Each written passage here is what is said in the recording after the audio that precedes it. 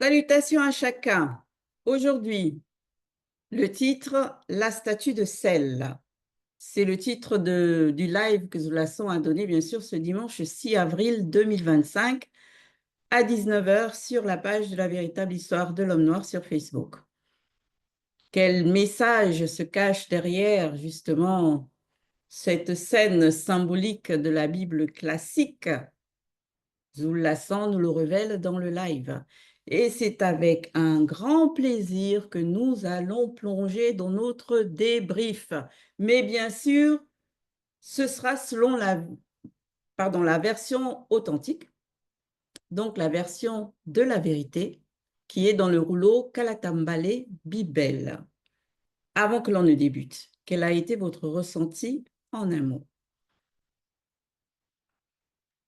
Encouragement. Captivant. Éclaircissement. Redoutable.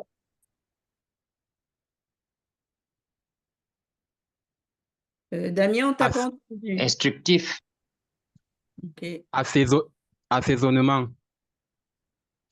Et Damien? On ne t'entend pas. Tu as un problème avec ton retour de son. Donc, le temps que tu te déconnectes et tu reviens, pour ma part, c'était averti. Donc, nous allons rentrer directement dans la phase 1 que Zoulasson a intitulée « Origine du sel ». Qu'avez-vous retenu de cette phase? Merci, Ngengeti. Donc, moi, ce que j'ai compris, c'est qu'on doit être prêt à tout moment, en tout temps. Parfois, on nous dit toujours qu'on ne sait pas quand est-ce qu'on doit quitter le visible, mais là, on doit vraiment être prêt. Parce que certes, nous devions apprécier ce que le Verbe de l'Aube met à notre disposition dans ces réalités du visible, mais il ne faut pas qu'on s'attache d'une certaine façon. Il ne faut pas qu'on manifeste une forme d'idolâtrie sur les biens ou bien les biens qu'on peut avoir dans la réalité du visible. Parce que, comme on dit souvent, en partant, on n'emporte rien. Là, on a bien vu dans les différents lives que Boti, lui, l'a crié et le Verbe s'est manifesté. Et le Verbe a répondu aux plaintes de Boti. Et lorsque les puissants veilleurs là se manifestent en Boti pour lui demander de partir, quand ils se sont manifestés pour dire en Boti que pars à l'instant, prends ta famille et partez de cet endroit, l'endroit là va être détruit. J'ai essayé d'imaginer un peu ce que Boti pouvait ressentir, que bon voilà, et ce sentiment qu'il pouvait avoir, l'attachement qu'il pouvait avoir à ce lieu. Mais là, il n'a pas hésité, il est parti. Il n'a pas été, en fait, du moins, moi, je n'ai pas vu qu'il était mentionné que ces veilleurs-là sont venus d'abord l'avertir, le préparer, lui disant que bon, comme tu vois là, cet endroit-là, tu dois devoir quitter. Non. Mais ils doivent devoir quitter, mais là, il a juste pris le chemin sans hésitation. Il a exécuté tout ce qu'on lui a demandé de faire. Et je comprends encore davantage qu'on doit réellement, peu importe les circonstances qui peuvent se manifester, peu importe ce qu'on peut vivre, il faut qu'on puisse vraiment avoir de l'affection pour les choses spirituelles et ne pas trop s'attacher aux choses visibles. Merci, Daniel. Je pense que À ta Daniel, suite. tu t'es un peu trompé de phase sur ton intervention que tu viens de faire. Nous sommes à la phase 1, origine du sel. Et effectivement, je me suis trompée, je suis désolée. Je vois là dans ma note, je suis désolée. Vas-y, Yves. Ok, merci, Daniel. À ta suite, moi, ce que je dirais, c'est que ici, Zoulasson nous a encore montré une fois de plus à quel point les démons religieux et scientifiques ont vraiment berné le monde à travers ces soi-disant hommes de science qui vont inspirer de par le monde, qui vont venir nous pondre des programmes scolaires inutiles qui nous éloignent de tout raisonnement. Parce que pour ceux qui ont fréquenté, qui ont fait des études, à l'école, on nous disait que s'il y a eu fracassement si la Terre s'est fracassée, c'est parce qu'il y a eu collision des roches. Il y a eu collision et là, la Terre s'est fracassée. En fait, pour la science nous montre toujours les choses de manière à ce que c'est comme si tout arrivait sans qu'aucune force n'agit. Comme ils vont dire le hasard. Or, nous savons que le hasard n'existe pas. Et c'est eux-mêmes encore qui vont dire dans leur confusion qu'il n'y a pas d'effet sans cause. Mais s'il n'y a pas d'effet sans cause, quelle est la cause pour laquelle, justement, il y a eu collision entre ces blocs de terre et puis il y a eu... Quelle est la cause? Ils ne peuvent pas expliquer parce que justement, ils ne savent rien, mais ils inventent des théories qui deviennent plus tard des faits réels. Or, ce n'est pas ça. Or, ici, on voit que c'est l'entité, la puissante entité, Mundi Mabeko qui s'est dit, qui a fracassé la terre. On nous montre qu'il y a une force agissante derrière. Les choses n'arrivent pas par hasard. Non, le hasard n'existe pas. Il y a une force qui agit et c'est la raison pour laquelle la terre a été fracassée. Et là, on comprend mieux l'histoire, comment les choses se sont passées. Je vous laisse poursuivre. Ouais. Yves, je vais aller dans ton sens parce que j'ai beaucoup pensé à ce que justement on nous a donné comme instruction à l'école, mais aussi par l'instruction qu'on peut avoir bibliquement dans les fausses religions, etc. À aucun moment, je le dis bien, à aucun moment, j'ai entendu quelqu'un s'interroger ou donner une révélation sur l'origine du sel. C'est du jamais entendu. Et comme je le dis souvent, les enseignements de Zulu Lassan rendent extrêmement intelligents.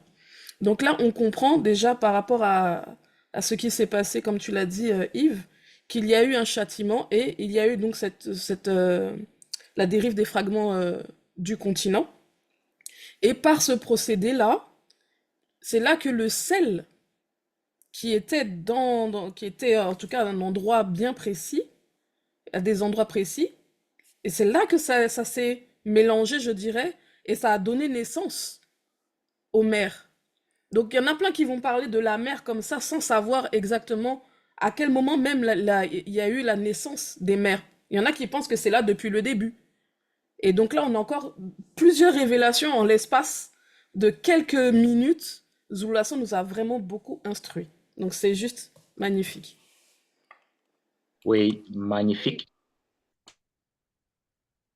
Oui, merci. Donc, je vais donner rapidement mon ressenti.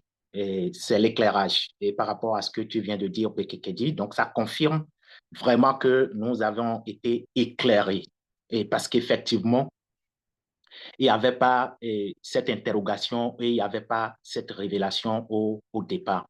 Donc, par rapport à l'explication que Zulu Lassan a donnée en ce qui concerne, n'est-ce pas, l'origine du sel, et c'est ce que j'ai compris aussi, et Bekekedi, donc le sel, c'est-à-dire existait dans un plan, n'est-ce pas, donné. Mais la loi, c'est-à-dire il y avait une loi qui, n'est-ce pas, permettait qu'il n'y ait pas une forme de dissolution, on va dire, de sel dans l'océan. Donc, c'est une loi. Maintenant, on sait que c'est le verbe de Loba qui met cette loi et c'est le verbe de Loba qui peut lever, n'est-ce pas, et cette loi. Et par l'action de Moudima Bekok Sedi, c'est là où j'ai compris que aussi, n'est-ce pas, par rapport au tremblement, comme Zulu Lassan l'a expliqué, n'est-ce pas, il y aura une forme, n'est-ce pas, ça sera brisé. Donc, cette loi-là sera enlevée. Il y aura, c'est-à-dire, Zulu Lassan a parlé, n'est-ce pas, de broyage. Et on sait que après, n'est-ce pas, le broyage, il peut y avoir une dissolution, une propagation, n'est-ce pas, de sel, comme tu l'as dit tout à l'heure, donc pour saler, n'est-ce pas, l'eau après. Donc, c'est vraiment de l'éclairage par rapport à ce que nous avons écouté. Je vais m'arrêter là d'abord. Merci. Oui, et c'est bien dommage que les scientifiques, ils sont incapables d'expliquer ça et nous racontent vraiment, comme on dit, du n'importe quoi.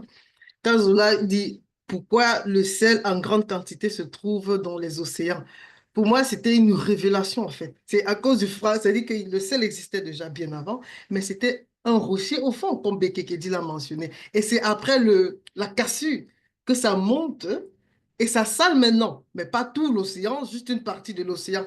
Et pour moi, aucun scientifique ne peut expliquer cela. Et quand bien même on se retrouve même près de l'océan ou de la mer, c'est salé. Mais lorsqu'on va à 2 mètres ou bien même à 5, voire 10 mètres, on fait un forage, il est pas salé, en fait. Comment est-ce qu'un scientifique va nous expliquer ça? Il ne peut pas. Ce sont des réalités. C'est en cela qu'on comprend encore que les couches de la Terre, la façon dont la Terre a été créée, ce n'est pas anodin. C'est précis. Et chaque truc a son rôle qui est précis. Et pour moi, j'ai trouvé ça tout simplement fantastique. Zoula, il met les points sur les i. Les scientifiques l'ont arrêté vraiment. Venez vous asseoir et n'ayez pas honte. c'est pour la libération. Ça va vous libérer aussi. Merci. Oui. Le problème, en fait, dans ta suite, Loris, c'est que vraiment, les gens dans le visible vont toujours tout expliquer selon l'intellect du visible. Pour eux, tout c'est là, là, là, là, là. Tout s'explique là, tout a sa raison d'être là, là, dans leur environnement. Ils ne peuvent en aucun cas s'imaginer que tout d'abord a une origine spirituelle et que c'est tout se produit ensuite dans ce visible en fonction de ce qui est déterminé dans le spirituel. Parce que le spirituel, c'est l'aîné. C'est l'aîné, le physique vient après. Et donc, par rapport à la justification de leur justificatif ou leur explication de l'eau qui est salée ou pas salée, les mers, les océans, tout ça, ils vont toujours donner des explications terre à terre. Alors que ici, dans ce live, Zoulassan nous dit bien que c'est Mouta Tedi qui est venu instaurer par la suite, établir par la suite une loi après que justement, il y a eu le fragment du continent, donc on va dire la manifestation du sel dans l'eau.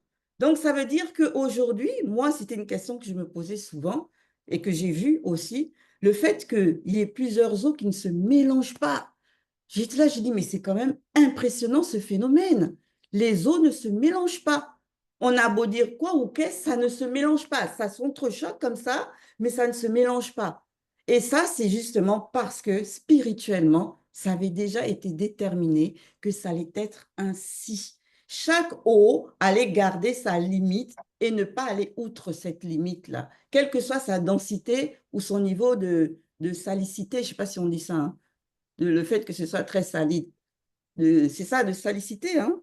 Salinité. Salinité, voilà. Salinité.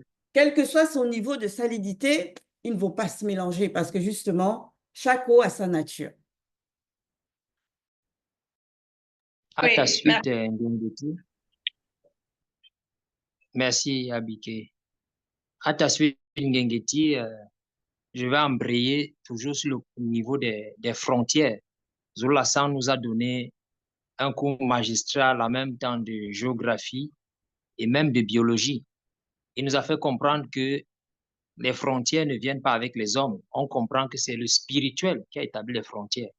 Après, que Moutatedi lui-même ait établi sur le continent d'abord ses frontières et même au niveau de l'océan primordial. Parce que plus tard, on va voir qu'on a parlé plutôt maintenant des océans. Donc, on voit que c'est Moutatedi qui dispose les frontières. Et ce qui m'a aussi marqué, c'est le fait que nous avons l'habitude de manger le sel. Comme Bekekedi l'a dit, on ne s'est jamais posé les questions d'où est-ce que ça venait. Et on parle des sels minéraux dans l'alimentation des hommes. On ne s'est jamais posé les questions d'où elle peut provenir. Mais c'est avec Zoula aujourd'hui qu'on comprend réellement d'où est-ce que le sel vient, que le sel était là bien avant que le châtiment, qu'on ne fracasse la face du continent. Et on comprend par là que avec ce que Zoula en soit, il a pris le parallèle avec le corps de l'homme. Il nous a montré également que dans notre corps, il y a plusieurs liquides. Il y a certains qui sont salés, qui jouent un rôle, il y a certains qui ne sont pas salés. Donc, moi, ici, dans ce que Zoula nous a révélé, ça nous rend davantage intelligents, ça nous donne de comprendre qu'on va au-delà de ce qu'on nous a toujours enseigné à l'école qui n'était pas selon la vérité. Oui. Vas-y. Non, laisse Abiké parce que ça fait plusieurs fois qu'elle a laissé Baume s'exprimer avant. Ok, merci beaucoup. Et comme on vient de le dire, sincèrement, moi, c'est avec Zoulassan que je comprends clairement ce qui se passe. Parce que déjà, ce sont des grands événements qui se sont produits. On a déjà abordé le cas du déluge ici. Mais façon des choses sont relatées dans les Bibles classiques ou bien même avec les scientifiques, les pseudo-scientifiques de cette époque, on ne comprend vraiment pas grand chose. Déjà qu'on parle de la dérive du continent, tout de suite, certains vont s'arrêter sur le côté de la terre, du sol habitable. Mais pas seulement. On voit ici qu'il y a aussi le côté de l'océan. Et tout le continent a été impacté. Tout ce qui renferme le continent. Et ça, c'est Zoulassan seul qui nous donne cette précision-là, qui nous relate aussi ce côté de l'océan. pour moi, ça m'a vraiment émerveillée d'abord de comprendre toutes ces choses-là, que la dérive du continent, ça a impacté tous les éléments du continent. Et en plus de ça, quand il a parlé de l'origine du sel, là, franchement, c'est la révélation. Parce qu'il ne s'agit pas au départ du sel dont on utilise aujourd'hui, mais c'était du rocher. Et on a vu aussi, en ce qui concerne les montagnes, qu'au départ, il n'y en avait pas. Mais c'est après la dérive du continent qu'on a eu la naissance de la montagne. Où est-ce qu'on peut avoir tous ces détails-là? Ce n'est qu'avec Zulu Lassans. Mais les gens vont venir parler seulement sans savoir de quoi il s'agit. Mais avec lui, nous avons la précision sur chaque point et détail. Franchement, merci beaucoup à toi, Zulu Lassans. Oui, moi, ce que j'ai beaucoup aimé aussi, c'est vraiment le lien entre la terre même et nous, notre propre corps, à comprendre quand on voit il y a des choses qui se passent sur la terre, c'est-à-dire il y a l'eau salée, il y a, on va dire, l'eau, on va dire que c'est où c'est pas salé.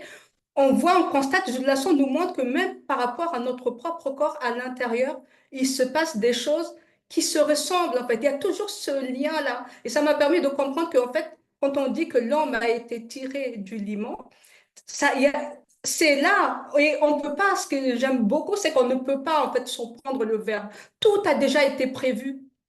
C'est-à-dire que, comme on a vu, ben, tout a, on va dire, le bloc était déjà là.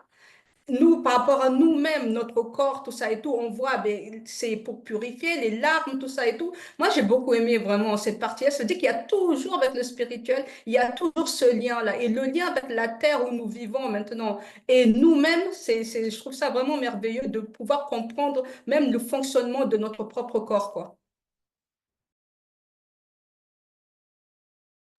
On peut rajouter. Oui. Allô? Ah, d'accord. Pour continuer, je dirais le sel est tellement célèbre qu'un certain artiste de mon pays a dit, c'est le Cube qui fait la promo. On ne verra jamais la pureté du sel parce que lui, il ne se tord pas, comme on dit. Et on le voit ici encore à travers Isombe, qui nous montre que le sel est aussi utilisé dans les rites occultes. Et là, Zulu Lassana va parler des Bako pygmées qui pratiquaient le buti, mais le buti dans un sens déformé, c'est-à-dire occulte. Et là, on voit que... Et là, ça m'a fait penser au Ngondo aussi. Au Ngondo chez les Sawa, chez nous, ici au Cameroun, où je n'ai pas encore assisté, mais j'ai déjà entendu dire, donc je ne sais pas si c'est vrai, que pendant leur rituel, ils vont parfois plonger des sacs de sel dans l'eau du Vouré. Et quand on fait le lien, on voit quand on fait le lien avec les Bako, où Zulu Lassana nous explique qu'en fait, c'était par rapport à une initiation pour être en contact avec la Djingu Mamadi Ba, sirène des eaux. Et quand on regarde aussi le Ngondo, on voit que c'est le même esprit qui est derrière, parce que le Ngondo, c'est le culte du... Bon, le Ngondo actuel, c'est le culte du Djingu. Donc, c'est le même démon, c'est la même démon qui est derrière. Et ça montre la véracité de ce que Zulu Lassana nous de ce que Sombe nous dit ici, là, par rapport au culte, au rite du sel dans le plan occulte. Effectivement, Yves. Là, on comprend que tout ce que l'Obapa, son verbe, a créé a son utilité propre. Parlant du sel ici, on nous a révélé que dans le domaine, au niveau de l'océan, le sel sert d'équilibre. Et dans les lives précédents, on avait mis à vue quand nous faisions la description des...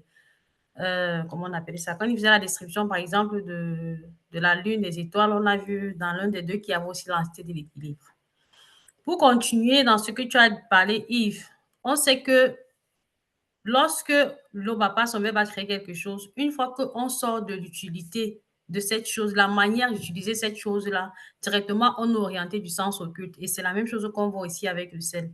Le même sel dont tu parles est beaucoup utilisé, que ce soit dans les églises, ils vont te dire qu'ils bénissent l'eau, le sel, que ce soit chez les soi-disant marabouts, ils ont toujours le sel. Aujourd'hui même, des gens vont jusqu'à marcher avec le sel dans leur porte-monnaie, soit le sel, soit le jujube, soit les feuilles de laurier, pour dire que, en fait, non seulement c'est pour la protection, c'est pour aussi attirer l'argent. Il y avait l'éclairage qu'on reçoit ici par rapport à Zulu Lassana, que derrière la représentation spirituelle, derrière la représentation concernant le sel, il y a une une sirène des eaux. Il a relaté 2 trucs concernant le pouvoir, la séduction et l'argent. Et là, ça m'éclaircit encore davantage. Pourquoi est-ce que ces gens-là font même ce genre de choses, mais ne comprennent même pas la profondeur de ce qu'ils sont en train de faire? Parce que dans leur pensée, c'est la protection.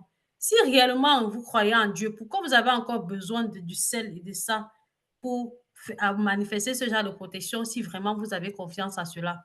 Ça montre que vous n'avez pas confiance, vous doutez et vous avez besoin de d'autres éléments dont vous faites mauvais usage ou encore vous davantage vous en bourrez du monde occulte. Ça, il faut vraiment faire attention avec ce que vous faites comme usage, surtout le sel, parce qu'ils aiment bien décrire, de faire de ça un mystère. Oui. Une chose aussi, c'est que le sel, on va dire, dans l'état que nous, on connaît aujourd'hui, le sel ou le fait qu'il est autant salé certaines eaux, c'est quand même, il ne faut pas qu'on l'oublie, la manifestation, du moins la manifestation visible d'un châtiment qui a été appliqué. Parce qu'on nous a dit, hein, le sel existait déjà avant, mais il ne salait pas comme aujourd'hui. On voit les eaux ou certaines plantes ou des terres qui sont autant imbibées de sel. Ça, c'est à cause justement de ce châtiment-là. Et le fragment vraiment de la face du continent de la Terre, ça a changé véritablement même la constitution de la Terre en elle-même, quoi, même dans ses profondeurs. Ça a tout changé.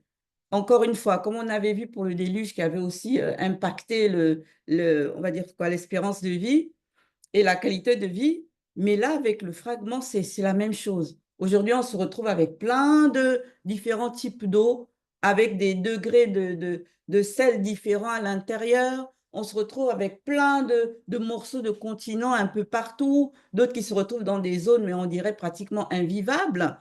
Mais tout ça, c'est à cause de quoi? Ben, la désobéissance et le châtiment, encore une fois. Effectivement, effectivement. Sinon, la création de l'Oba, c'est un mystère, c'est un ordre impeccable. Mais façon, ceux du monde occulte aiment copier des choses là. C'est quand même terrible. Et c'est horrible en plus. Parce qu'on voit que le sel, en tant que rocher, a bien existé avant les démons dans l'océan pour maintenir cet équilibre. Et aussi, même en tant que le sel qu'on utilise aujourd'hui, ça a été manifesté bien plus tard, après les démons. Je ne sais pas pourquoi ceux des pratiquants du monde occulte dans leur initiation vont vouloir utiliser forcément le sel dans leur rituel, dans leur initiation.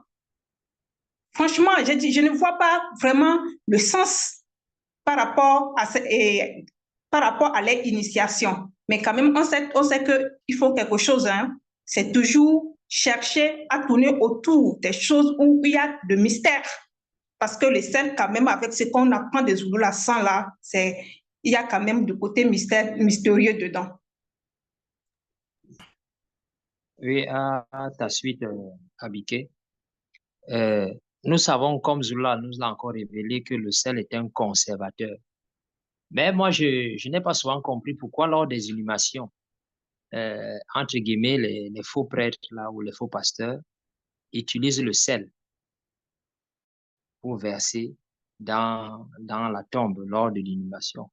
C'est vrai que je n'ai jamais demandé pourquoi est-ce qu'ils le font, mais avec l'initiation que nous recevons, nous comprenons que c'est une pratique, non seulement des non-initiés, c'est une pratique occulte, moi je peux le dire, parce que on ne comprend pas pourquoi est-ce qu'ils le font. D'autres vont dire que c'est une façon de préserver, entre guillemets, le cadavre pour que les exhumeurs ne viennent pas voler le cadavre. Mais on comprend que lorsque quelqu'un est mort, elle est déjà partie. C'est le corps qui reste. Ça ne sert à rien de faire tout je peux dire quoi, ce cinéma-là, pour que, soi-disant, le corps soit protégé. Donc, pour moi, c'est une interrogation qui demeure. Je ne sais pas pourquoi est-ce qu'ils utilisent le sel lors des inhumations. Oui, à ta suite, Boum. Et Abiké, vous avez mentionné quelque chose par rapport au sel. Pourquoi est-ce qu'eux, ils utilisent le sel? Zoula, il a bien mentionné durant le live et Daniel a encore signifié que le rôle du sel, c'est de maintenir l'équilibre. Le but du monde occulte, c'est quoi? C'est de pervertir tout ce que, voilà, tout ce qui a été créé selon le verbe. Et le sel en fait partie. Et ça, justement, ils prennent justement le sel pour faire tout leur manigance, les trucs là, pour que quand quelqu'un, voilà, si tu ne prends pas seulement le sel pour cuisiner avec, tu fais autre chose avec, on va te traiter de sorcière ou je ne sais trop quoi. Alors qu'au début, le sel était déjà là. Mais eux, ils ont vraiment, c'est-à-dire le monde occulte, eux, ils travaillent en amont. C'est-à-dire, ils pervertissent tout. Ils sont des experts dans ça pour que tout le monde redoute, pour qu'on ait peur de faire n'importe quoi. Et ça fait qu'on vit, comme on dit, enchaîné dans une sorte je sais pas quoi, dans une prison en fait. C'est ça qui est pas normal en fait. On nous a donné une mauvaise image du sel, c'est-à-dire le monde occulte, il a fait véhiculer une mauvaise image du sel. C'est vrai que tout ce qu'on utilise à l'excès, ça nuit, ça c'est une certitude. Mais au moins, ils ont fait du n'importe quoi, c'est-à-dire les rites qu'ils font avec du sel là, le sel a été manifesté bien avant. Et ça, c'est un fait. À ta suite, Moi, Loris. ce que j'ai pu se retenir par rapport à l'utilisation du sel dans justement tous ces rites initiatiques-là, c'est que ça prouve à quel point encore ils sont juste pas intelligents et qui sont juste, qui n'ont pas de neurones intellectuels, c'est tout. Parce que Zoulasan a dit qu'ils utilisaient le sel dans les rites pour pouvoir, on va dire, comme canal, pour pouvoir capter la fréquence des sirènes des eaux. Donc, pour eux, les sirènes des eaux, ce n'est que dans les eaux salées. Mais il y a aussi des sirènes des eaux des lacs. Il y a des sirènes des rivières. Dans nos contes et autres, là, on en connaît plein des histoires où on dit des sirènes des lacs et des rivières. Donc, qu'en est-il de ces sirènes-là? Elles, leurs eaux ne sont pas salées. Donc, quoi, elles, ils n'arrivent pas, ils ne peuvent pas rentrer en contact avec elles, quoi. Ou ils font comment? Donc, ça prouve à quel point ils ne savent même pas ce qu'ils font, en fait. Ils prennent juste quelque chose comme ça et ils se disent que, ah, ça va peut-être fonctionner dans ce sens-là. Alors que c'est du n'importe quoi. C'est vraiment du n'importe quoi. Dans mon étude de l'enseignement, quand j'écoutais Zoro Lassan, j'ai essayé de comprendre cette notion de le sel vient de ces blocs de terre là qui ont été fracassés. Et dans ma méditation, j'ai fait un rapprochement avec une, je dirais, une pierre blanche qu'ici en Afrique, particulièrement chez nous au Cameroun, ils appellent ça le kaolin. D'autres disent le calabar. Bon, pas du calabar, hein, parce que du calabar n'existe pas. Calabar, c'est une pierre que les femmes aiment bien manger, et particulièrement les femmes enceintes, elles aiment bien manger ça. Et là, quand tu vois cette pierre, en fait, c'est une pierre, quoi, qui est recueillie et qui est fracassée justement en petits morceaux qu'on va vendre dans des marchés, dans des boutiques. Et là, cette pierre, quand tu l'écrases, tu mélanges avec de l'eau, elle devient comme une pâte. Ou alors sans eau, elle peut être comme une poudre. Et là, ça m'a permis de comprendre vraiment cette révélation du sel qui vient de la terre. En fait, on comprend véritablement que toute matière vient de la terre. C'est en cela qu'on parle de la terre comme une mère. Tout vient de la terre. Donc, c'est logique que même le sel, même le sel vient de la terre. Et comme je disais, par rapport au kaolin, le kaolin, c'est une forme d'argile. Mais chez nous, on dit kaolin. Donc, comme je disais tantôt, tout vient de la terre. C'est très logique. Oui, moi aussi, ce qui m'a interpellée ici, lorsque Jules Lasson nous a fait mention justement qu'il y a des personnes qui vont utiliser cela, le sel, vont donner ce pouvoir-là pour chasser des mauvais esprits. Ça, on en voit un peu partout, ça. Et voilà, qui prennent ça, ils font ça, ils jettent ça derrière comme ça pour... En fait, ça chasse. Alors que là, on nous montre qu'il y a d'autres personnes qui vont utiliser ça, comme Gengeti disait, comme un canal pour aller vers ceux du monde occulte, mais d'autres qui sont, on va dire, qui sont perdus à cause de la fausse doctrine, mais eux, ils vont utiliser ça autrement. Et ça, c'est quand même terrible, comment le monde occulte. C'est-à-dire que là, ils vont ouvrir une porte là, ils vont utiliser les autres là. En fait, ça fait tout un désordre et ils sont contents, quoi, si je peux dire ça comme ça. Ils ouvrent là, les autres, ils vont faire comme ça, les autres vont faire comme ça, et tout le monde est mélangé, tout le monde va, on va dire, dans la direction où contre le verbe. Et ça, c'est quand même terrible, hein, le monde occulte. Eux, ce qu'ils mettent en place, il faut vraiment faire attention.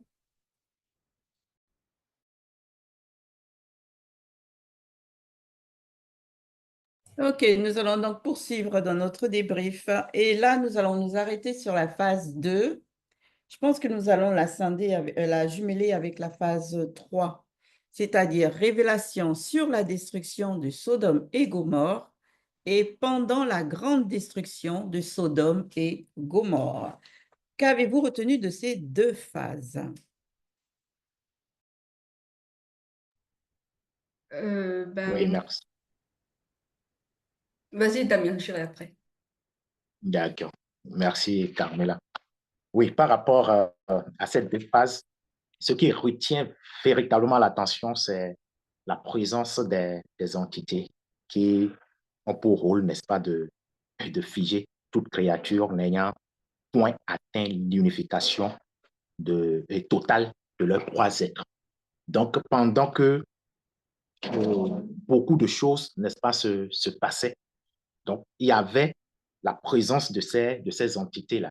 Donc, on nous a déjà montré la puissance, n'est-ce pas, des entités. Et là même, ce n'est pas toute leur puissance qu'ils déploient. Et quand, c'est-à-dire, cette pluie se manifeste, cette pluie de soufre enflammée, n'est-ce pas, de feu se manifeste. Donc ici, la présence, n'est-ce pas, des entités, eux, ils ne peuvent rien ressentir. Donc ça nous éclaire encore sur ce que Zulu Lassan a déjà dit. Quand on prend, n'est-ce pas, une entité, c'est une énergie qui dépasse, on ne peut même pas, il n'y a même pas de comparaison par rapport à ce qu'eux, ils vont parler, n'est-ce pas, comment on appelle, du nucléaire ici. On ne peut pas faire de comparaison. Donc, dans ce feu-là, eux, ils étaient présents et ces entités-là étaient présentes. Et c'est dire que c'est-à-dire pour tous ceux-là qui n'atteignaient pas encore, comment on appelle, l'unification totale de leurs trois êtres, ils étaient figés. Mais ça ne concernait pas ceux qui étaient sous les châtiments directement, parce que pour ceux-là, en fait, c'est la désintégration. Mais ceux qui ne vont pas obéir, qui vont regarder, n'est-ce pas, ces entités, c'est eux qui seront figés et seront, c'est-à-dire, on va voir ce qui va se passer après. Merci. Oui, moi, ce qui m'a interpellée là, premièrement, ici, c'est le conseil que l'entité, l'un des veilleurs avait donné à Mboti quand il lui dit « sauve ta vie ». Moi, ça m'a permis de méditer un peu plus, en fait, par rapport à cette partie-là. Parce que finalement, on nous donne le choix, on nous donne le libre arbitre de choisir si on veut vraiment avoir la vie sauve, si je veux dire ça comme ça, ou périr. Là, on lui donne, en fait, on lui montre plusieurs, je vais dire ça comme ça, deux chemins. Il y a le chemin où il va pouvoir sauver sa vie. Et on lui explique derrière aussi que on va dire, s'il désobéit, il va se passer telle chose. Et ça, c'est formidable ce qu'on nous montre parce que le choix, en fait, dans notre marche, finalement, on a le libre arbitre. Si, au final, on fait le mauvais choix, c'est au final tant pis pour nous, en fait. On nous montre toujours, en fait, avec le verbe, le bon choix. On nous montre que, voilà, le chemin à prendre, c'est ça. Mais maintenant, tout dépend de ta propre décision, si tu vas obéir ou si tu vas désobéir. Et on voit après, dans la suite, les conséquences. Et moi, je trouvais ça formidable. Pour moi, c'était comme un conseil, comme je disais tout à l'heure, quoi. Oui, je vais poursuivre dans ta lancée, Camilla, parce que c'est la première des choses aussi que j'ai notées ici. Puisque la présence de ces veilleurs-là, comme tu viens de le dire, sauve ta vie, c'est important. Parce que nous sommes dans la spiritualité selon le verbe. Il y a la grâce, oui, mais en même temps, il faut aussi agir selon le verbe. Le verbe agir, nous aussi, nous devons agir. C'est très important parce qu'à un moment donné, on nous parle aussi du mérite dans le combat. Et on ne nous laisse pas comme ça pour dire que, OK, agis comme vous voulez. Mais on nous donne les recommandations, comment nous devons agir. Et c'est toute la différence. C'est ce qui fait même la force de ceux-là qui sont soumis aux lois et aux recommandations du verbe. Parce que bien que tu dois agir selon le verbe, on te montre également le chemin. Mais ça, c'est quelque chose qui est vraiment très importante à retenir. Parce que pour certains, c'est comme si quand on est dans le verbe, c'est fini. On peut se coucher, on prend soin de nous, esprit, âme et corps, donc il n'y a plus quelque chose à... Non, c'est un chemin de combat où il faut que nos trois êtres aussi s'appliquent. Pour ma première intervention, je vais m'arrêter là d'abord.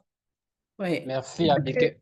Ce que je retiens dans cette phase-là, c'est que ce châtiment-là, comment la violence, on va dire, de ce châtiment-là, c'était fait vraiment dans le but de marquer les consciences de non seulement de ceux qui vont venir après l'événement. Donc, c'était comme si c'était toujours un exemple qu'on présentait à ceux du peuple à cette époque et qui va nous servir aussi à nous, à notre époque. Parce que quand on se rend compte qu'il a plu des pluies de soufre et de feu, non mais on ne peut même pas imaginer, même dans nos pires cauchemars, ce à quoi ça peut ressembler de voir du feu tomber du ciel comme de la pluie et que ce soit en plus du soufre. On connaît le côté toxique du soufre là, ce que ça fait, comment ça brûle les poumons, le gaz que ça dégage, tout ça. Et après ça, on te dit qu'il y avait non seulement le soufre, le feu et le sel. Le sel aussi, on connaît ce côté acide qui brûle, qui est corrosif du sel là. Je ne sais pas, moi j'étais petite, bon, je le fais un peu toujours, je l'avoue. J'aime pas les vers de terre. Donc, quand je vois un ver de terre quelque part, là, pas qu'on est dehors, hein, genre, il a réussi à se glisser jusqu'à la cuisine, je prends du sel et je mets dessus. Et je ne sais pas si vous avez remarqué, mais ça les dissout, ils se désintègrent complètement. Donc, ça a été fait de telle manière à ce que le territoire de Wea et Sepe devienne comme un désert. De telle manière que nous, nos générations aujourd'hui, on va se dire que ce territoire-là, il n'y a rien qui y pousse, on ne peut rien y semer à cause de ce que nos aïeuls avaient fait, afin que nous, on puisse justement suivre le bon chemin.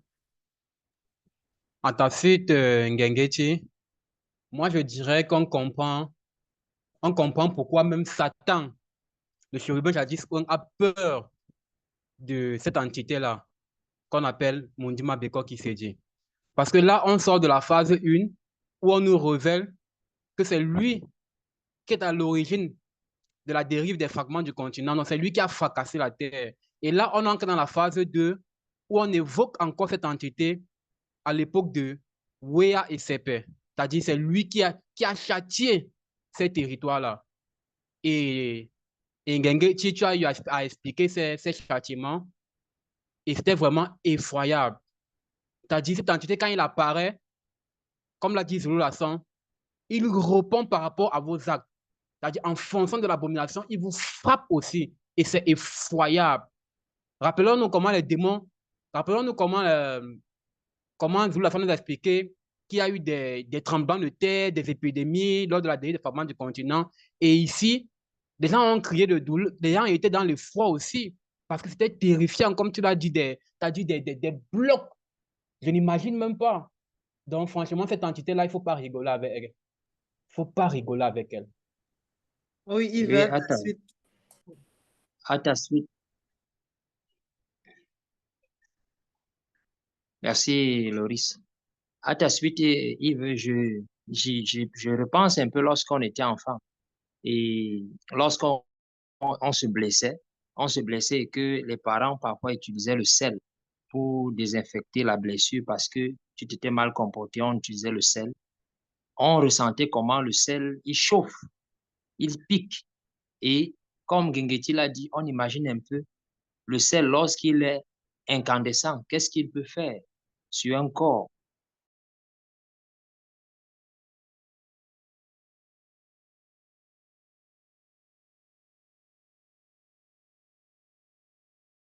Bon, baume est figé, tu peux poursuivre, Loris, le temps qui revient. Ouais. C'est vrai que quand il parle de sel comme ça, là, dans les blessures, nos larmes sont salées, mais pourtant, elles ne piquent pas. C'est ça qui est quand même agréable, hein. C'est-à-dire que le mystère et tout ça, c'est quand même agréable. Il y a un point pour moi qui m'a quand même marqué aussi, c'est le dégât que peut faire le sel. Lorsqu'on voit, en fait, pour ceux qui ont reçu aussi l'enseignement, en fait, les leçons sur les Première et Deuxième Guerre mondiale. On a parlé du nucléaire, ils ont bombardé des endroits que ça a détruit. Ça pousse quand même certains trucs, mais c'est modifié ou quelque chose comme ça. Ou bien des gens sont encore en fait, avec des formations bizarres et tout. Mais ici, justement, dans Deutéronome, là, 13:1, on dit rien ne va plus pousser. Ça dit que même pas l'herbe. Rien, rien, rien, rien, rien. Maintenant, tous les chimistes qui osent dire que ok, le nucléaire fait ceci. On a vu le nucléaire fait des choses, mais il y a toujours quelque chose qui pousse sur cette terre-là. Mais Sodome et Gomorrhe, c'est radié, quoi. Dans cela qu'on dit encore que la sentence du grand ordre des choses, ça n'a rien à voir avec les dégâts que les hommes peuvent commettre ou quelque chose comme ça. Le sel, quand c'est dit qu'une entité du grand ordre des choses qu'il utilise, mais elle détruit tout, tout, tout, tout, la végétation, tout, tout, tout, tout, tout, tout. Et on l'a vu avec Sodome et Gomorrhe. Donc, franchement, c'est tout simplement merveilleux ces révélations que Zulasan nous donne. Et c'est agréable en tout cas. Effectivement, Loris, il a été précisé que cet endroit a été désintégré. Ça veut dire que plus rien, on n'a plus rien trouvé à cet endroit-là. Et on peut se poser la question de savoir pourquoi est-ce que même l'objet, parce que dans notre réalité, quand peut-être un endroit brûle, après je peux trouver un peu des traces d'objets, tu peux quand même retracer et savoir que ça c'était l'objet, ça c'était ceci. Mais là, on nous montre qu'on ne pouvait rien retracer par rapport à ça. Ici, on doit comprendre que s'il y avait un objet qui était, par exemple, resté de cet endroit, cela devrait servir de souvenir. Et le fait de se souvenir de cet endroit, de cette ville-là, ça ouvre une fréquence. Et vu que tout était déjà souillé, le fait d'ouvrir la fréquence, c'est la fréquence du mauvais, du monde occulte. Et ça devait ouvrir aussi les portes. C'est la raison pour laquelle tout a été consumé. On sait que Woya et Sepe ont été consommés à cause des abominations qui se faisaient là-bas. Et aujourd'hui, dans notre réalité actuelle, on voit qu'il y a ces abominations-là qui reviennent encore. Et on peut se poser la question de pourquoi. Il est certes vrai que les personnes qui faisaient cela ont quitté le visible, mais il était précisé qu'avant qu'ils ne quittent le visible, ils ont été dépossédés. Et on sait que les esprits occultes sont dans l'invisible du visible. Et ces esprits occultes-là, il y a certaines personnes qui servent de tente à ces esprits occultes-là en fonction de leur penchant, de leurs désirs. Et c'est la raison pour laquelle, à notre époque encore du visible, ça ne fait que prendre quand même de l'ampleur, ces abominations, au fur et à mesure, ça prend de l'ampleur à cause de leurs désirs mauvais. Et aujourd'hui, on a la possibilité de se séparer de ça avec les enseignements qu'on écoute de Zorolassan, de réellement nous dissocier et de choisir ce qui peut rester avec nous et choisir ce dont on doit s'en défaire selon la vérité.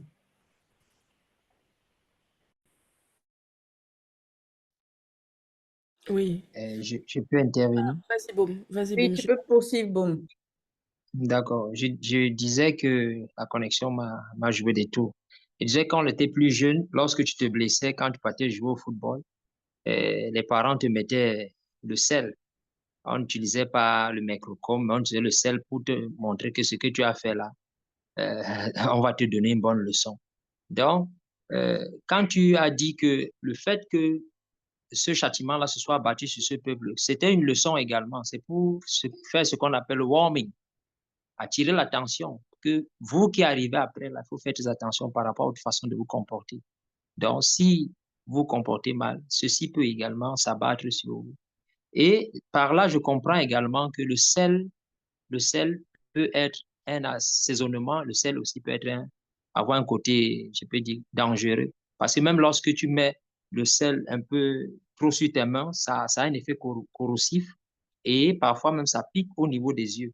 Imaginons alors maintenant lorsque le sel joue un rôle avec le soufre, associé au soufre et, est déversé sur la chair. J'ai un peu essayé d'imaginer quand on était aussi plus petit, on utilisait les plastiques, on faisait des sortes de médailles en plastique, on allumait, les jets de plastique brûlant tombaient, et lorsque ça tombait sur ta peau, ça enlevait directement. Donc, on peut imaginer un peu ce que le sel peut faire, ce que associé au soufre peut faire sur le corps d'une personne. Donc, ça nous interpelle véritablement à faire très attention. Et en dernier ressort, ce que je peux dire, c'est de faire gaffe, parce que lorsqu'on voit, Zula, ça nous a fait comprendre que la femme de Mboti, elle, c'était à cause d'une porte d'entrée, à cause des réjouissances du visible. On peut se réjouir par rapport au visible, mais il ne faut pas, mettre son cœur d'une certaine manière au point où ça prend la place du verbe de l'eau. Oui, moi, ce que je pourrais ajouter à tout ce que vous avez dit, c'est qu'on comprend que vraiment ce moment-ci, dans l'histoire de Weya et Sepes, c'était vraiment un moment très, très effrayant. Toute l'association des entités pour ce moment-là, ça montre vraiment que la faute, elle était très, très, très grande. Et surtout, moi, je retiens surtout par rapport aux entités dont les veilleurs avaient averti Mboti. Leur puissance était telle que même si on ne regardait pas directement, en fait, par rapport à la condition de ne pas être dans l'unification des trois êtres, ça avait néanmoins un impact. C'est-à-dire que la puissance de ces entités est remarquable. Alors que dans les Bibles classiques, on voulait faire croire que c'est parce que, allez hop, on se retourne, on a croisé le regard de Dieu. Non mais, vraiment. Là, on voit que ça n'a absolument rien à voir et que là, tout a été replacé d'une manière très logique, d'une manière très... C'est très spirituel et il faut bien comprendre en fait tous les enjeux dans cette histoire-là. En fait, chaque détail a son importance. On peut compléter, Ngegeti? Tout le monde s'est exprimé déjà? Oui. Oui, tu peux y aller. Merci, Ngegeti. Donc, parmi Ngegeti vient de le mentionner là, parmi les entités qui étaient présentes pour détruire la destruction de ces deux villes-là, il y avait celle qui avait pour but de désintégrer toutes les personnes qui n'avaient pas atteint l'unification de leurs trois êtres. Et c'est la raison pour laquelle ils ont donné l'instruction à Mboti et sa famille de ne point se retourner en arrière. Et aujourd'hui, chez les pasteurs, chez les prêtres exorcistes, les soi-disant pasteurs, les soi-disant envoyés de Dieu, les marabouts, ils vont te dire que quand ils finissent de faire quelque chose, il ne faut pas regarder derrière. Et même dans les films, même, ils valorisent même encore ça. Quand ils partent chez les soi-disant marabouts, ils finissent de faire ce qu'ils doivent faire ou les soi-disant attention, ils te disent ne regarde pas derrière, sinon tu vas capter le remède. Et là, j'ai compris que c'est par rapport à ça, c'est par rapport à cette révélation qu'on a aujourd'hui qu'ils ont perdu. Non, c'est vrai que dans la Bible classique, ils n'expliquent rien, mais c'est à cause de ça qu'ils ont perverti ça, parce qu'ils sont trop faits dans la perversion. On te dit non, marche tout droit, ne salue personne, ne regarde pas ça. Ah mais non, aujourd'hui, quand tu comprends l'essence selon la vérité, tu vois à quel point, dans quel point on était voilé. Non, moi je te dis merci à Zola San de cet éclairage-là. Oui. Merci, Oui. Daniel. Par rapport à la femme de Mboti, ce qui lui est arrivé, j'ai aussi vu là un autre avertissement, une autre leçon que tous ceux qui sont sur le chemin de la sanctification doivent vraiment retenir dans leur marche vers la sanctification. Ce qu'elle a vécu, en fait, c'était comme son heure de passage à la femme de Mboti. Et ça, sur le chemin de la sanctification, tout le monde, à un temps connu, va traverser ce moment où, justement, on dit que ce sera son heure de passage. Et malheureusement, aujourd'hui, comme avec la femme de Mboti, il y en a encore beaucoup qui sont attachés aux choses du visible. Combien même on va dire que cette chose-là est vouée à l'interdit, combien même on va te dire que le verbe, les lois de l'Oba par son verbe, interdisent ça, disent que c'est une abomination, qu'il ne faut pas le faire, qu'il faut fuir, beaucoup auront cette difficulté à justement avancer sans regarder en arrière. Ils vont toujours regarder en arrière parce qu'ils n'arrivent pas à se faire suffisamment violence ou ils ne pénètrent pas les enjeux, comme la femme de Mboti. Et c'est au dernier moment, à l'instant justement où tu te retrouves, oh mince, mais c'est trop tard. À l'instant où elle a dit, on va dire ça comme ça, oh mince, elle a été figée de suite en statut de sel. Et beaucoup, c'est comme ça dans la marche. C'est vraiment un avertissement, encore un gros, que l'on a dans ce live-là par rapport à notre manière de fonctionner. C'est vrai, Ngengeti. Et c'est là qu'on comprend pourquoi nos patriarches et nos matriarches initiaient leurs enfants à la science du désintéressement périssable. C'était justement pour qu'ils ne soient pas attachés aux choses du visible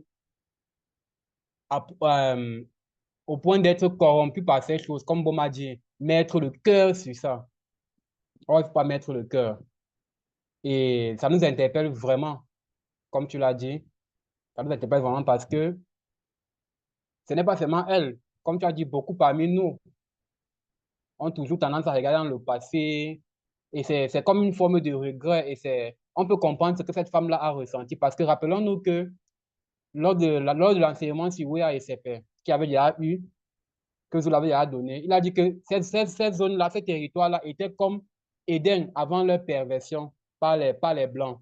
C'était considéré comme Éden. C'est la raison même pour laquelle Mboti s'était rendu là, parce que c'était beau. Et justement, elle a manifesté comme un regret de devoir quitter ce territoire parce qu'elle y était attachée et c'est pas bon. C'est comme si d'une part, c'est-à-dire comme si d'une part, elle avait fait un compromis par rapport à l'attitude de ces Blancs-là et c'est pas bon.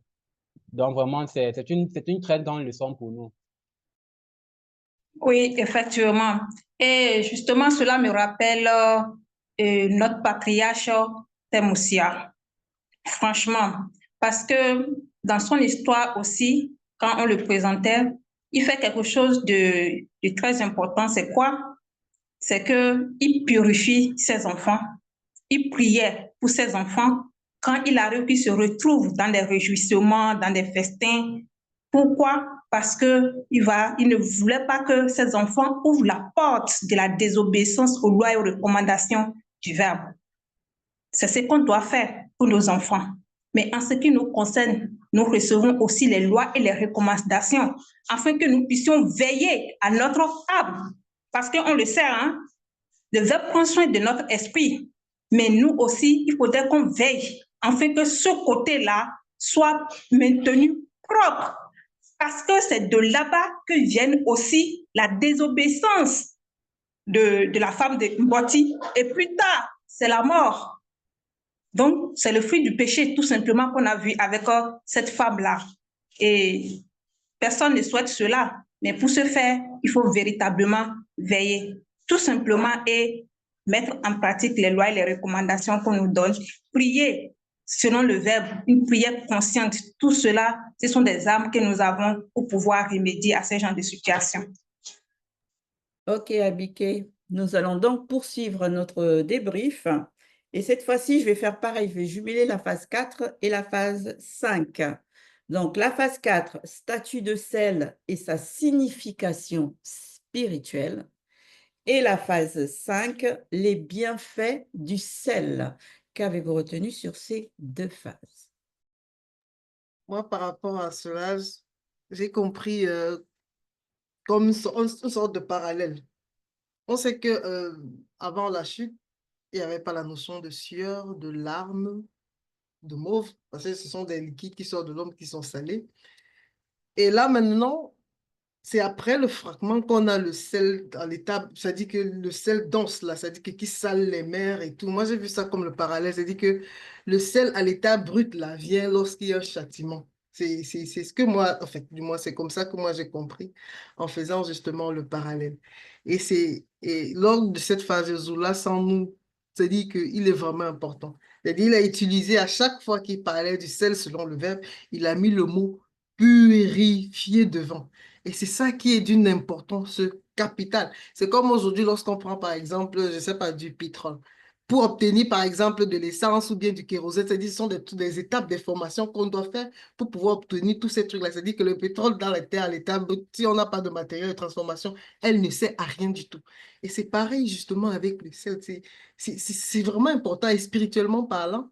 C'est les œuvres, c'est demeurer soumis au verbe. Et c'est ça qui est vraiment magnifique et dans la révélation que Zoulasan a encore fait par rapport à cette phase, en fait. Oui, moi, ce que j'ai beaucoup aimé ici aussi, c'est par rapport à vraiment, ça nous montre que le salut est vraiment personnel, quoi. Parce qu'on sait que là, ils sont partis ensemble, tout ça, mais au cours du chemin, il y a une circonstance. Et là, néanmoins, on va montrer à Mboti spirituellement les choses, mais il s'était pas dit et tout. que, ah non, ben, je vais les voir, je vais les récupérer parce que c'est ma femme, tout ça, on a marché ensemble, ceci, cela. Mais non, en fait, il est resté fidèle aux lois et aux préceptes du Verbe. Ça nous montre que la priorité dans notre marche, c'est vraiment le Verbe, en fait. Toutes les choses après passent, on va dire, après, quoi. Je vais dire ça comme ça passe après. Et là, lui, moi, je trouve vraiment ça pour Mboti. Quand j'imaginais ça, tu pars avec ta femme, mais au bout d'un moment, ta femme, parce qu'il y a une porte d'entrée, elle est figée, elle reste et toi, tu avances. Je me suis dit, waouh, quand même ce qu'il a vécu déjà avec les combats qu'il a dû mener. Et maintenant, il y a encore ça. Et ça nous montre encore, même malgré les combats, des fois qu'on peut, on va dire, remporter, si on ne fait pas attention, il y a toujours des circonstances qui peuvent se manifester. D'où la protection, vraiment dans l'obéissance du Verbe, à être dans cette protection-là, quoi. Et ça, je trouvais ça comme un avertissement pour nous ici aussi. Effectivement, Oui. Pamela. Merci, Damien. Chaque fois qu'une personne de la dimension du physique, elle a vu spirituellement une entité durant tant des choses, elle a toujours été saisie de frayeur. Ça, c'est quelque chose qu'on a déjà vu. Mais celle ressentie par la femme de Botti, moi, selon ce que j'ai compris spirituellement, ce fut fatal pour elle. Parce que c'est à l'instant là où on dit qu'elle a compris qu'elle a perdu son utilité. Et je suis restée dessus. J'ai dit, mince. Quand on dit tu perds ton utilité, Zola, ça nous a expliqué le pourquoi, le sens de perdre son utilité. Je pense que au moins une personne de nous sur ce panel a déjà ressenti ça. Tu te retrouves dans un environnement où tu te rends compte que tu n'as pas ta place, tu ne sais à rien, tu ne sais même pas ton rôle là, tu t'ennuies. Mais elle, dans son état conscient, elle se rend compte qu'elle a perdu son utilité dans le sens spirituel. Même dans la dimension du physique, ça veut dire que même si elle restait encore, elle ne pouvait apporter rien à personne. Elle est considérée comme ces gens-là qui ont commis ces abominations-là. Même pas comme les Blancs et les sangs mêlés qui n'avaient pas commis cette abomination, mais comme ceux-là même qui ont commis ça. C'est vrai que c'est comme Ngeti a dit, c'est un avertissement et ça fait vraiment, on doit vraiment prendre du recul parce qu'elle ressent tout cela à cause de la désobéissance. Elle avait reçu l'instruction, elle n'a pas suivi la consigne. Et là, il faut que ça attire réellement notre attention, qu'on apprenne réellement à suivre la consigne selon le verbe. Parce que quand tu imagines ça, vraiment, c'est chaud, quoi. De savoir que tu es là et tu ne sais à personne, tu ne peux plus rien faire, absolument rien. Donc, moi, te dis même mieux le papier de toilette que toi, parce que c'est utile. Toi, rien, absolument. En plus, dans ton état conscient, mais c'est chaud. Oui. Et dans ta continuité, en plus, c'est que non seulement elle a volontairement choisi de ne pas respecter cette consigne-là, parce qu'elle savait, l'un des puissants veilleurs leur a dit qui se trouvait derrière, là, qui était en train d'agir et qu'est-ce qui pouvait se passer si jamais il croisait le regard de ces entités-là. Mais elle, parce qu'elle est aussi curieuse, moi je vois aussi quelque part de la curiosité dans cet acte qu'elle a posé, eh bien, elle a voulu voir quelque chose eh bien, qu'elle n'était pas censée voir. Et voilà ce qui lui est arrivé. Et beaucoup de gens aussi, de nos jours, là, surtout, font la même chose. Combien de personnes vont chercher à avoir certains pouvoirs, aller s'initier dans certaines pratiques parce qu'ils veulent avoir certains démons ou certaines, entre guillemets, entités. Et qu'est-ce qui se passe par la suite? Ils deviennent fous ou alors d'autres, ils meurent au cours de leur rite initiatique. Ils ne reviennent jamais. Tout ça toujours parce qu'ils veulent faire plus que ce qu'on leur a demandé de faire. Et ça, c'est quand même aberrant. C'est aussi un comportement qu'on doit, mais vraiment, extirper de nous complètement. Quand on nous donne des consignes, respectons-les juste tout simplement à la lettre. Mboti, il ne s'est pas retourné. Hein. Il n'a plus vu sa femme à un moment donné, mais il ne s'est pas retourné. Il a juste continué sa route. C'est tout. Et c'est comme ça qu'on doit être dans la sanctification. C'est comme ça qu'on doit fonctionner dans le chemin vers la spiritualité ancestrale. L'obéissance avant tout. Cette phase met vraiment fin à beaucoup d'anomalies. Parce que, comme le disait Daniel dans les phases précédentes, le monde occulte a tellement perverti les notions que aujourd'hui, les gens, par exemple, vont lire les Bibles, ils vont même pas comprendre le sens des mots, mais ils vont s'empresser de vouloir devenir des experts, des sabitous qui connaissent tout. Ici, Zoula, ça nous révèle qu'en fait, quand on parle du sel de la terre, quand il a, par exemple, le verset de Koudoumane, en fait, le sel, et il a précisé sel purifié. On précise bien sel purifié. En fait, on comprend ici que quand on parle du sel, en fait, c'est dans un sens spirituel. C'est-à-dire, quand on dit que la femme de boîte a perdu sa saveur, c'est dans un sens spirituel parce qu'elle représente le sel dans un sens spirituel. Et quand tu te comportes mal, quand tu désobéis, comme tu l'as dit, Ngengeti, tu perds cette saveur. Mais on va voir des gens qui vont prendre le sel physique pour vouloir dire, ils vont faire des lignes aux entrées des portes, des fenêtres, soit disant, ils chassent les esprits. Non, on parle d'un sel spirituel. Il faudrait vraiment comprendre ça. C'est-à-dire, c'est la parole que les apôtres devaient amener. C'est en cela qu'ils étaient du sel. Le comportement, les attitudes, ta manière de vivre, d'être. C'est en cela que tu as une bonne saveur. Donc, franchement, c'est un très grand éclairage que Zoula nous apporte dans cette phase 4 déjà par rapport à la notion du sel. Oui, Oui, à ta merci. suite. Vas-y, Damien, vas-y. Ok, merci. Oui, je vais revenir par rapport à la femme de Mboti. Oui, le salut est personnel. Véritablement, le salut est personnel. Et il y a plusieurs manières, n'est-ce pas, d'approuver ce que, en fait, ceux de Weya qui étaient châtiés étaient en train de faire. Et c'est une facette qu'on a vue au niveau de la femme de Mboti. Et j'ai compris aussi que, en fait, la protection, c'est toujours par la loi que le verbe de l'Oba nous manifeste. Et c'est ça que Ngingeti a précisé tout à l'heure. Il faut appliquer. C'est en cela que nous avons la protection. Et pour finir, oui, on est dans la parole. Il faut réellement être sincère dans la mise en application. Parce que c'est au moment des circonstances qu'on sait si réellement on est dans la parole. Oui, on peut, c'est-à-dire la femme de Mboti, c'est pas que ouvertement, elle appréciait, n'est-ce pas, ce que cela faisait, mais avec les circonstances qui se sont manifestées, ça a révélé véritablement qu'elle n'était pas encore prête. Donc, c'est vraiment important que nous puissions être sincères dans notre marche. Merci. Oui, Damien, on ne peut pas semblant lorsqu'on est sur le chemin de la sanctification. Fais quoi. Et Zola, ça nous a fait comprendre que la bonne nouvelle est une nourriture, est la nourriture même assaisonnée.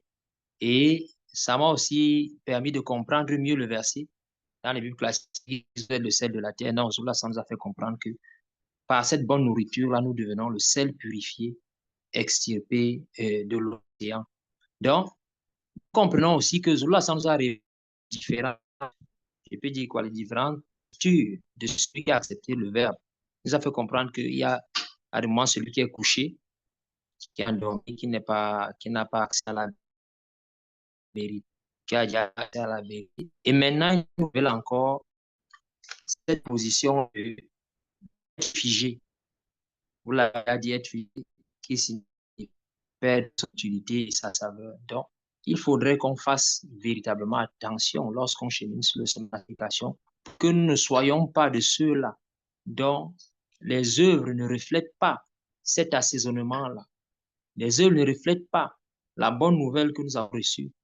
On ne reflète pas les lois et les préceptes, les recommandations que nous avons reçues. Donc, au fur et à mesure que nous cheminons, c'est une interpellation pour nous à faire les efforts pour que les portes qui sont ouvertes encore en nous, chacun de nous connaisse ses manquements là où il n'est pas encore fort, pour que le verbe nous aide véritablement à être plus tard ce qu'on appelle ces hommes et ces femmes totalement et entièrement soumis aux lois et aux recommandations du verbe, pour que nous puissions bénéficier de l'Ongela Bouddha. Oui, exactement. Et je reviens sur ce que Ngengeti a dit. Je dirais même, j'appuie fortement. quand elle parlait de la curiosité. Parce que ici, cette femme, elle a fait ça volontairement. Parce que ça a été précisé, si c'était involontairement qu'elle s'était arrêtée, elle n'allait pas être frappée. Donc, il y a la curiosité là qui était là, franchement. Et deuxième chose aussi que je voulais pointer des doigts ici, c'est le nom de ce puissant veilleur là que Zulu Lassan nous a révélé. Il y a un qui est au sommet, détaché, délivré. Et l'autre, Ounja, délivré et délié, dénoué. Et quand je vois ces significations, c'est toujours les synonymes. Et c'est en cela aussi, je comprends le fait que certes, les entités sont différentes, mais elles sont quand même liées entre elles. Il y a ce lien-là qui est là, qui montre également le côté où il y a de ressemblance. C'est ce que j'ai compris par là. Mais je vais continuer maintenant en ce qui concerne le sel. Le fait qu'on qualifie aussi le peuple comme étant le sel qui est extirpé de l'océan. Maintenant, quand on parle de l'océan, là, ici, c'est l'océan avec un grand O. Donc, ça doit nous ramener à ce sel du départ qui maintient l'équilibre, qui est le rocher, j'allais dire, qui maintient l'équilibre. Donc, c'est à cela que nous, on doit nous identifier, mais pas en ce qui concerne le sel qu'on utilise aujourd'hui. Non, certes, ce sel aussi a son utilité, mais ce qu'il ne faut pas, c'est l'essai. Parce qu'on sait que quand on utilise aussi le sel en essai, ça devient amer. Et c'est ce que cette femme-là aussi a représenté ici, un zèle qui est amer. Pour ma part, ce que j'ai trouvé remarquable, c'est que cette femme, elle a quand même reçu la grâce de pouvoir échapper au châtiment, initialement parlant. C'est-à-dire qu'elle a eu la grâce de pouvoir échapper avec sa famille, de pouvoir voilà, se mettre à l'abri et de ne pas subir ce déferlement-là du châtiment. Malgré le fait qu'elle ait cette porte d'entrée, puisque c'est révélé. Donc, ça veut dire que même si elle avait cette porte d'entrée-là, il n'a pas été permis qu'elle reste là et que juste son mari Mboti parte. Elle a quand même eu la grâce de pouvoir partir avec tout le monde. Et malgré ça, c'est comme si elle n'avait pas considéré cette grâce qui lui avait été aussi donnée. On lui donne encore des instructions et elle va faire le contraire même, alors qu'elle a été avertie. Moi, je vois que ça, c'est un comportement qu'on voit tellement souvent, qu'on reçoit vraiment la grâce de ne pas passer par certains chemins, de pouvoir vraiment être extirpé par rapport à certains événements. Et au lieu après de garder ce qu'on a reçu, et par exemple, si on a encore des instructions par rapport à notre marche, on va faire le contraire encore. Non mais, c'est là qu'on voit que, en fait, on sert à quoi à ce moment-là? Si, quand on nous sort, on nous extirpe du châtiment, mais après tu vas encore toi-même te rouler dans la boue, c'est quand même, c'est terrible. Donc, cette scène-là, elle est très profonde pour la sanctification. Pour se dire que quand on te nettoie, on t'extirpe d'un danger, sois reconnaissant, au moins sois soumis après par la suite, puisque on savait que c'était pas la blague en fait ce qui allait se passer là. Mais bon. Alors, une bonne fois pour toutes, Zulu Lassan a fermé la bouche de tout, comme disait Yves. Hein. C'est comment, je ne sais pas quelle expression tu as utilisée tout à l'heure, là, ceux qui savent tout ou quoi, tu as donné une expression. Sabitou. Ah, donc, une bonne fois pour toutes, nous, en tant qu'hommes, nous sommes spirituellement symbolisés par le sel. Maintenant, les initiés, les non-initiés graciés, tous ceux qui ont accepté le verbe, qui se soumettent et qui manifestent la violence pour pouvoir arriver jusqu'à l'unification de les trois êtres, en parlant bien sûr des non-initiés graciés, nous sommes considérés comme ce sel purifié. Mais par contre, tous ceux qui sont dans les assemblées, là, vous acceptez les Jésus et tout autre Dieu ou créateur selon vous. Vous êtes ceux que l'on considère comme du sel souillé ou alors du sel durci, comme la femme de Mboti. Après qu'elle ait désobéi, elle a fait ce qu'elle a eu à faire. C'est ça en vérité. Vous voyez, donc selon le spirituel, il y a deux types d'hommes. Il y a ceux qui sont agréables selon le verbe de Loba, et puis il y a le reste qui avait perdu toute saveur et toute utilité. Maintenant, ce qui est bien avec le verbe, c'est qu'il y a toujours la possibilité de se repentir et de passer de l'autre côté. Maintenant, chacun est libre après de choisir où il veut se positionner.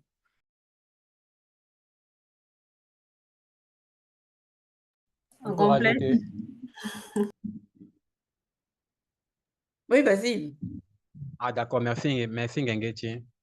Moi, je vais finir en disant, vraiment, la spiritualité, c'est la cohérence. Et j'aime bien ça. C'est-à-dire, tout est clair et tout est lié. On n'est pas dans les bibliothèques classiques où Gabriel va dire à Marie, on l'appellera Emmanuel, ce qui signifie Dieu avec nous. Mais nulle part on a vu quelqu'un dire, oh Jésus, Emmanuel, comment tu vas? Personne ne l'a appelé Emmanuel. Or, ici, quand on regarde dans Deux Rois, par rapport à l'histoire de Sunga qu'ils ont appelé Élisée, qui a purifié l'eau à partir du sel. Mais on revient à la phase 1 où Zul Hassan nous expliquait que au départ, ces blocs de terre-là, avant qu'il y ait eu la fragmentation par monument d'école qui s'est dit, ces blocs de terre étaient là pour réguler les eaux, c'est-à-dire pour que les eaux puissent garder leur éclat limpide, pur. Et là, c'est-à-dire, on voit le lien, c'est logique. C'est ce que Sunga a fait. Il a justement utilisé le sel pour réguler cette eau-là qui était souillée, la rendre limpide, pure, qu'elle puisse être maintenant consommable. Vraiment, la spiritualité, c'est la précision. Effectivement, hein, c'est la précision véritable. Et par rapport à ta suite, il était précisé même que Sunga l'a fait par Mouta, te dit. Ce n'est même pas de lui-même qu'il l'a fait, mais c'est pas via une entité du grand ordre des choses. Le sel nous procure du bien si nous en faisons bon usage. Donc aujourd'hui, depuis du début du live, on a vu l'origine du sel, comment est-ce que ça s'est manifesté. Aujourd'hui, dans les supermarchés, on trouve une multitude de sels, les gros grains, les petits, les fins. Tout compte fait, chacun a son usage. Et chacun est, comment on dit, a sa saveur. De la même chose que dans le plan spirituel, on trouve, on va dire, des docteurs, des purificateurs, des prêtres, dont chacun aussi a son usage. Aujourd'hui, on voit des personnes, surtout dans les églises, qui prennent le sel, les sels, ils te disent qu'ils bénissent de l'eau. Ça n'a aucun effet. Plusieurs fois, on a déjà mentionné ça sur ce panel. Le prêtre, le soi-disant pasteur ou prêtre qui te bénit de l'eau là, il n'est pas digne de le faire parce qu'il sait qu'il mène une vie de désordre. Il n'est pas sanctifié dans ce qu'il fait. La preuve, ils sont toujours en train de dire, faites ce que je vous dis, mais ne faites pas ce que je fais. Et on peut bien voir leur vie, même dans le visible, comment ça se passe. Maintenant, et celles qui passent le temps à donner les conseils en disant que, oh, si tu as des problèmes, il faut te mettre le sel dans l'eau, il faut te laver avec. Quand tu vas dans la mer, elle est salée. Et le fait d'utiliser le sel, effectivement, ça peut te redonner la force. Mais si tu pars dans le sens que tu vas mettre de l'eau dans le sel dans l'eau parce que tu veux chasser un soi-disant esprit, mais attends, tu te gourres très mal. C'est toi qui mets le sel dans l'eau, mais c'est toi qui pries pour aller avoir le mari de la voisine. Mais attends, on est où? Quand tu utilises les choses dans ce sens-là, si tu ne cherches pas à marcher selon les lois morales même déjà qui sont inscrites dans ton esprit, tout ce que tu fais là, tu ouvres seulement la fréquence au monde plus davantage pour t'engourer encore davantage à l'intérieur. Tu as la possibilité de sortir de là. Le sel, c'est à cuisiner et il faut bien mettre la dose pour ne pas être malade, c'est tout. Oui. Pour ma part, encore, le point que Zul Hassan a abordé et qui m'a beaucoup rappelé encore le mystère du grand ordre dans la création, de l'équilibre dans la création, c'est quand il a parlé de la frontière naturelle. Certes, on a dit tout à l'heure, il y a les mers qui sont salées, l'eau de la mer qui est salée, mais en même temps, les poissons qui sortent de cette eau-là, mais le poisson n'est pas salé. Donc, on voit déjà quand même que cet équilibre-là est toujours maintenu, même bien après que nous avons, c'est celle que nous utilisons aujourd'hui. Donc, c'est en cela encore pour dire quoi rien ne peut détruire ce que le verbe de l'Oba a manifesté. Non, on peut peut-être endommager, mais jusqu'à la destruction, ça ne peut pas se passer. Et l'équilibre est toujours là. Oui.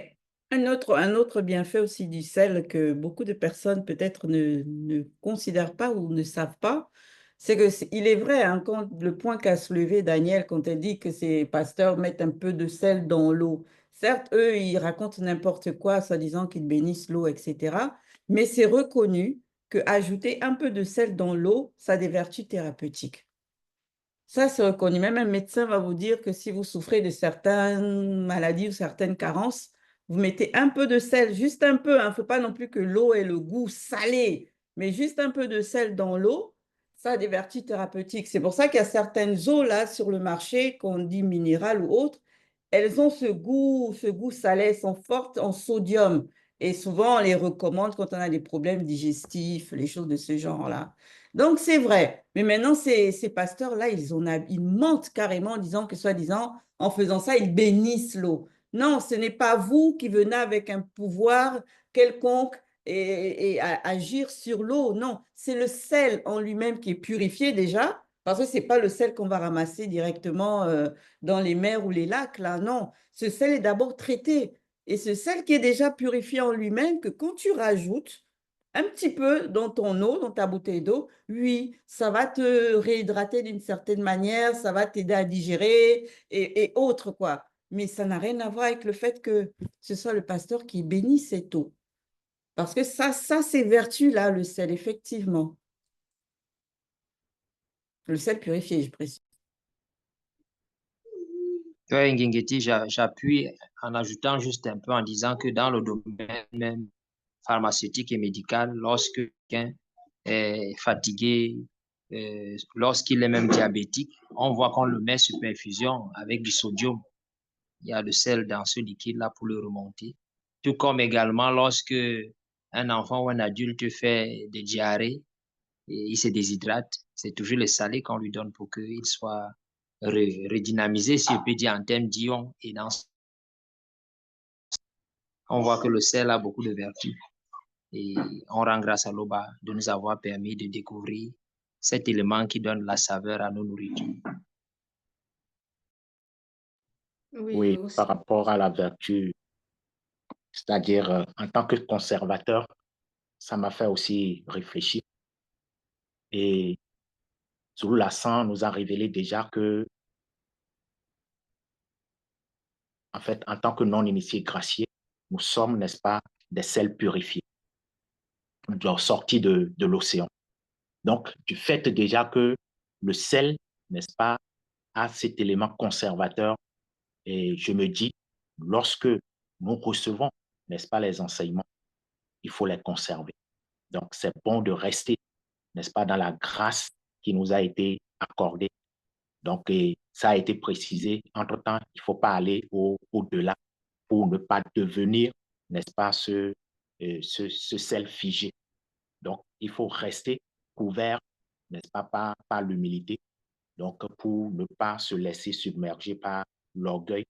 Et lorsque l'orgueil est là, par exemple, on peut perdre, n'est-ce pas, cette saveur. On peut ne plus rester, n'est-ce pas, dans l'œuvre commune. Donc, voilà ce que je vais ajouter. Oui, justement, par rapport à l'humilité que tu as fait mention, c'est vrai que moi aussi, par rapport à Mboti, là, je voyais en fait justement cette, comment on appelle ça, cette humilité-là qu'il a. J'ai dit Mboti, Sunga. Putain, je suis partie où? Oui, Sunga, par rapport à Sunga, lorsqu'il a, justement, il a manifesté cette humilité. Ça, je trouvais ça vraiment, on nous montre encore, comme tout à l'heure, Daniel faisait mention des faux pasteurs, on nous montre encore que vraiment, même les choses qu'on peut accomplir, ça vient toujours du spirituel. Il y a des choses que, on va dire, les créatures du visible, ils vont pas pouvoir accomplir, mais avec l'intervention, le fait que lui, il a fait mention de la part du Mutatedi, moi je trouve ça fort parce qu'on sait que lui, c'est le guide, c'est celui qui nous assiste, qui nous aide. Ça nous montre encore que le grand ordre des choses est vraiment présent. C'est-à-dire qu'ils agissent quand on est dans l'obéissance des lois et des préceptes du Verbe, de l'Oba. Ils vont agir, on ne les voit pas, mais on oublie parfois qu'ils sont vraiment là, ils peuvent nous voir en fait lorsque nous agissons d'une certaine manière. Et ça, le fait de rappeler encore, c'est de la part du Mutatedi. Moi, cette phrase-là, moi, ça, je trouvais ça vraiment, ça m'a beaucoup touchée parce que on nous montre qu'ils sont vraiment là. On ne les voit pas physiquement, mais ils sont là. Et d'où l'importance d'être tout le temps dans la désobéissance, oh là là, dans l'obéissance. Vraiment, dans l'obéissance du verbe de Loba. Ouf. Merci Carmela, nous allons arrêter notre débrief pour aujourd'hui, vu l'heure qui nous est impartie. Et comme à l'accoutumée, hein, ben, si le Père le permet, au prochain débrief.